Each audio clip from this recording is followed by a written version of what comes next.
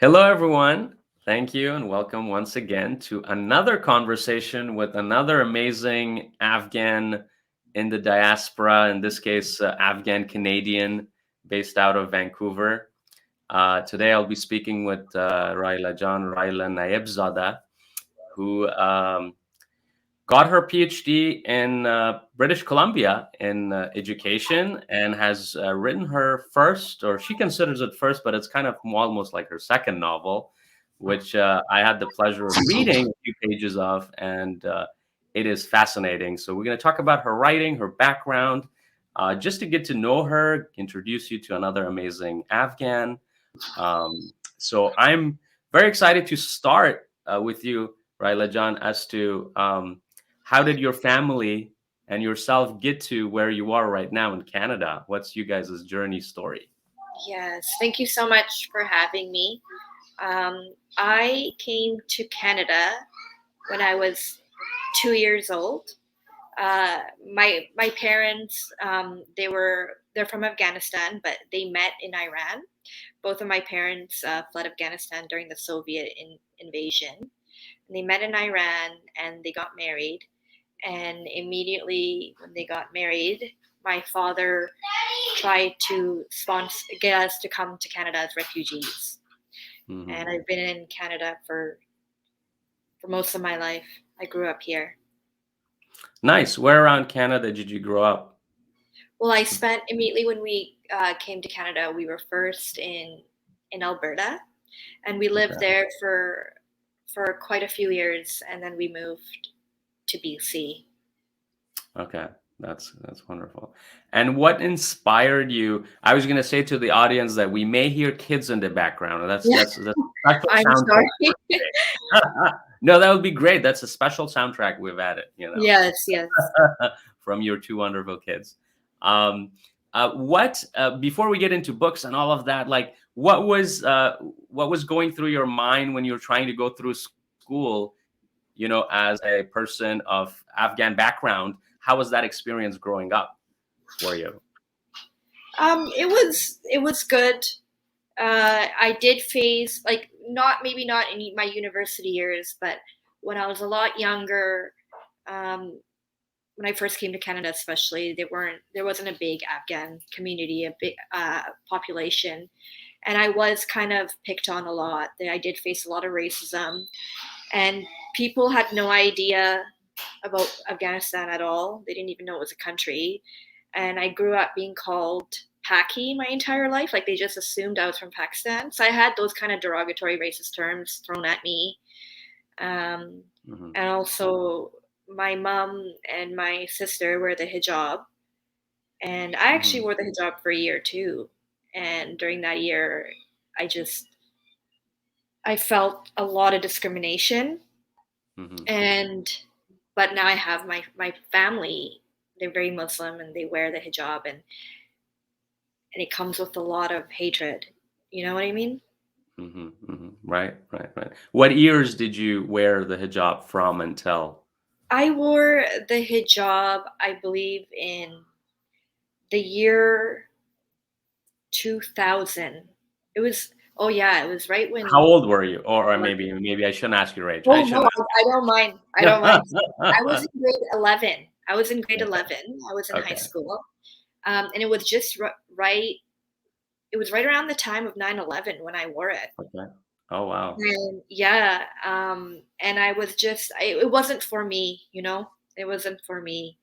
Okay. Um, and I worked for a year, and then I ended up taking it off. Okay. Okay. Yeah. And so I'm sure through growing up, you mean as any human being, we go through multiple identities, discovery, self-discovery, and all of that. And that gets to kind of my next question is, at what point did you decide you wanted to go into education and writing, and how did all of this begin? Where's the inspiration behind the field that you chose to go into? I've wanted to be a writer my entire life. Um, it's actually quite funny because I wanted to be a scriptwriter more than anything. Um, and I wrote my first Hmm. script. I'll never forget this. I wrote my first script in grade 8. And when I wrote it, I showed it to my drama teacher. And it was so funny because I made him sign a contract saying he's not to steal my ideas. So I was very, I was very like ambitious, and I've always wanted to pursue writing. But growing up in an Afghan household, my parents, they kept saying that I should pursue something else and that writing should be a hobby, and especially script writing. So what I did is I studied English. I got my degree in English, and once again, my parents weren't very pleased with that because I have my older sister and my brother. They're nurses, and then I Mm-hmm. have a younger sister who's in social work. And for my parents, it was like, well, what are you going to do with English? What are you going to do? And and I'm like, okay, teach it. So I always pursued English and teaching, and which is why I got my teaching degree and my PhD degree. But then, and then I had kids, and while I had kids, then I realized that, you know what, I want to stay home and be an at-home mom and finally pursue my writing. Like, Mm-hmm. it may not, like for the longest time I was trying to please everyone else, but now I'm like, no, I want to focus on my writing. And I went to school and I did film school and creative writing. Like, I wish I did all that, but it's never too late, right? Yeah. Don't worry, you didn't miss much. I went to film school. It's all good. You have what you have written is a lot better than what most people who can get a degree in film would write. Believe me. Oh, thank you. Your quality of writing is definitely at a different stage, and you didn't miss much. But at what point did you decide? You mentioned, kind of becoming a mother and all that. The idea for your for Monster Child, the book we're going to talk about. At what point did this kind of come about? Well, when I first, okay, I've had the idea of Monster Child for 10 years now. Okay. Eventually, when I first came up with the idea, it was supposed to be a fantasy novel. Hmm. And I tried. I tried several times, and then I realized that, you know what? Fantasy isn't a genre for me. So I'm just going to leave it Mm. alone. And then while I did my teaching degree, I was teaching the Jade Peony to grade 10 English students. And that's when it just like hit me and occurred to me that, you know what? This novel has impacted me so much. I'm going to write something similar like that, but with Afghan voices. And Hmm. that's when I actually started to really write Monster Child. I always Hmm. had the title. I always had the title. The title was there 10 years ago. And and then I finally wrote it, and this was probably like 4 or 5 years ago. And I wrote multiple revisions, like it kept changing, and but that's when it actually occurred to me. Right. Right. Yeah. Um, I the style that you have utilized, of course. I think in film you kind of call it magic realism. In Yeah. book, do you call it the same as well?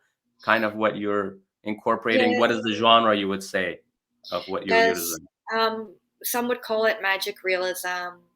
Some would call it fabulism. Okay. For me, yeah, for me, I didn't focus so much on trying to make it like that, like Shabnam cries tears of blood. Right. I wrote it like as if it was almost real. Like, I didn't focus on it fitting a genre, if that makes sense. Hmm. But yeah, Yeah. it is incorporate and it is very important to the book. It has to do with like the Yeah. monstrosity. Sorry, go ahead. Right. No, no, no. You cut off when you were actually explaining the magic realism element of this book, and I want you to say it one more time. What exactly is the magic realism with one of the characters? Right, right. If you could repeat that and kind of maybe even talk about the background of where that comes from. Sure. So yeah, some would categorize my book as fabulism, some magic realism. Uh, the magical element in Monster Child is that one of the characters, Shabnam, she cries blood. And when I wrote it, I didn't want Monster Child to be categorized as fabulism. I wrote it thinking that it was something real. And the reason why I felt it to be real that Shabnam was crying blood is because I had to do with my own trauma Mm-hmm. as a child.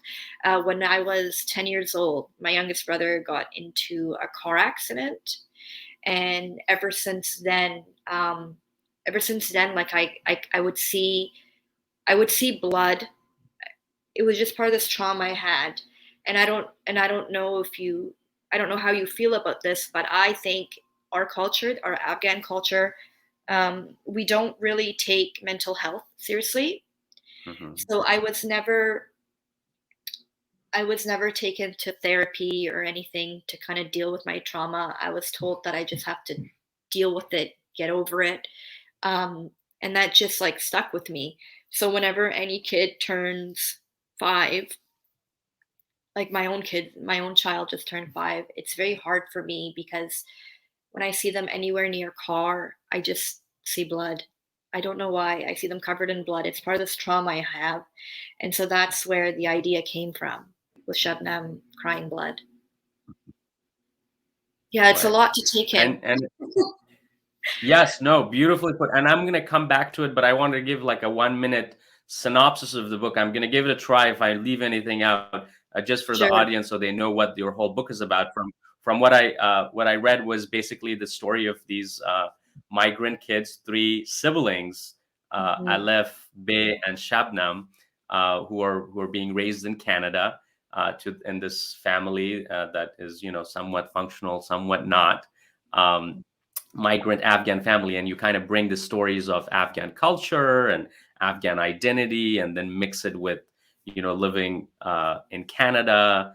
I didn't quite get like which area, what sort of was a suburban city, where it was, but anything else you want to talk about the book that I don't know if I did a Yes. good job, but Oh, no, you did a great job. It's located the novel's set in Vancouver, and it's based okay. around, Bey's story. Bey is 13 years old, and she gets sexually assaulted by her cousin, Amir, and after that, a bunch of family secrets are revealed.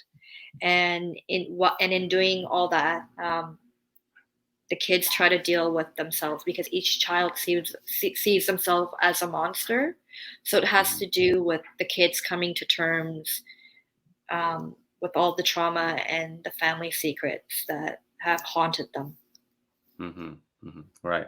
And it opens so beautiful cinematically too, with the whole Qurbani, I believe it's one of during the Eid, one of the holidays where a goat is chosen and sacrificed, and very cinematic. Now I can see why, the screenwriting element kind of came through, because it was a very cinematic moment where she's woken up early in the morning, taken out to go and do one of this sacrifice, which is a very beautiful holiday in Afghanistan, but it involves killing a goat, and eating it, Right. uh, and making that delicious meal out of it. I'm vegetarian, by the way, so I haven't had Oh, meat in a very long yeah. time. It was probably very difficult for you to read that. Yeah. No, I Yeah. know. And Yeah. but I had a little my little nephew went to Afghanistan, and he was a little kid, and he basically that's a good story in itself. He basically grew. There was a goat they had, and he didn't know that this goat was going to be sacrificed. So he became friends with the goat, Oh no. and he was young. I'm trying to think, when we under 5, and he became friends with this goat and everything, because the goat was just around the house, and then one day they killed the goat and Yeah. eat No. it, and poor kid is traumatized, and he didn't eat. I don't think he was having Yeah. meat for a No. long time. Actually, when we first came to Canada in Alberta, there were no halal shops. There was none of that. So Mhm, we would have to go to farms and actually butcher our own animals. So that entire chapter is kind of my experience seeing that happen. Like my father would take us to those farms and we'd witness it. And it was like it was my parents didn't think it was a big deal, but I was a kid. Like it was very traumatizing for me, and it's something I can never forget, right? Yeah, and you start the book right with it. Yeah. Yes. I'm hoping that people read your book, Yeah. definitely, because there's so much in it. I'm more interested in you as a character, and kind of exploring what went behind the book. And you kind of mentioned mental health as an element. Obviously, we know that culturally mental health is not spoken as much. It's very common in many cultures, Right. and even in Western culture, mental health is not Yes, of something that's, course. yeah. Like I was looking at a statistic, now, right? I think it's the Men's Mental Health Week or month going on, and I was looking that 75% of men, of those who commit suicide, 75% are men. Um, so it's not as commonly spoken about either. But I wanted to kind of get into, what does mental health kind of look like right now when it comes to what is happening in Afghanistan and around the world for you as an Afghan in the diaspora. How are you processing that? Yes. Well, actually, I have family right now in Afghanistan. Uh, my cousin, I speak to him almost every day, and just to see if he's alive. I have family in Kabul and in Herat right now, and it's so heartbreaking what's going on. And I'm doing my best to raise awareness and educate people and get people to donate, because right now there's a humanitarian crisis in Afghanistan, and it's just Hmm. so heartbreaking. It's so heartbreaking. Um, my cousin has been speaking about, you know, feelings and thoughts of suicide, and it Hmm. it's just really hard to listen to, Right. but I need to be there for him, right? Hmm. Yeah. Um, and I think, and even for me myself, like writing is a form of therapy for me, Hmm. and so it's helping me with my own mental health issues because I battle with it all the time. Right. Right. Right. Um, Through this book, when you were writing it, did you feel there was a shift in your mental health, having had the opportunity to actually bring a lot of this out on paper? Um, well, I don't know. At times, like you get so like deeply involved with the characters. I didn't know if it was doing me any good, or like there were times where I felt it was doing me more harm because it was just everyone who read Monster Child, they're like, this is such a depressing novel. It is so depressing. Um, and so that's what I felt too. I'm like, is this helping me? Or is this making me feel more depressed? Right, right, Yeah. right. Yeah. Definitely the content is very, very heavy. That's definitely for sure. Yes. But I felt as I was reading it, kind of I think your creativity of being able to tell it in such a dramatic and a story way, um, in a way kind of helps the audience be both with characters and also detach themselves from it, and be able to read it as a story. Um, Yeah. that's at least how that was my experience, reading it. It's such a captivating story that you kind of get involved, you go through it. It has some bad, horrific events happening in it, but I think you kind of do come out of it touched in a way, um, Hmm. Right. with your writing. And for, kind of a little bit more on the writing and that element of it, where did you kind of tap into this sort of creative writing? What have you written other things before, poems or anything of that nature? Because I thought it was very creative. So Right. I'm sure that Well, wasn't something you learned in your PhD in education, or maybe you did.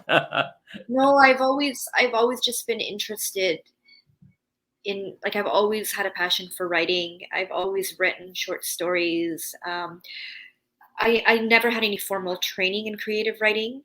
Uh, I tried my best to read and learn from other authors, and I actually wrote the first manuscript of Monster Child during my PhD. Um, so that helped. Mhm. And I just write whenever I can. And currently, I'm in the process of trying to turn Monster Child into a trilogy. So Right. yeah, so I'm just doing my best Yeah. to improve and learn from other writers. Right.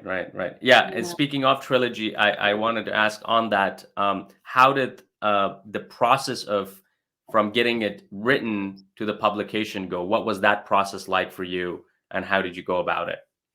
It was so difficult. It was so difficult.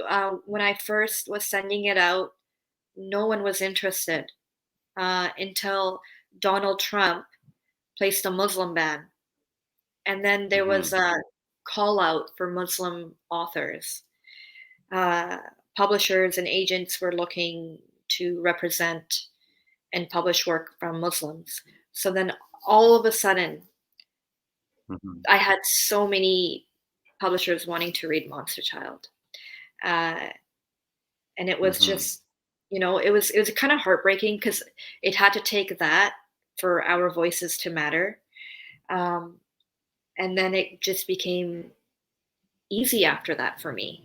Like publishers Hmm. were wanting it, and I was actually in a position where I got to choose which publisher I wanted to publish my work, and Right. that's never happened to me before. Yeah. That's wonderful. And now you want to turn it into a trilogy, right? You said, tell us a little bit about that. What are you thinking? Or which characters are you expanding, or are you going back into more stories?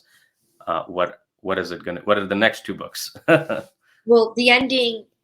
Once when you get to the ending, I have a lot of my readers kind of like, "What? What just happened here? Like this is not the ending we were looking for."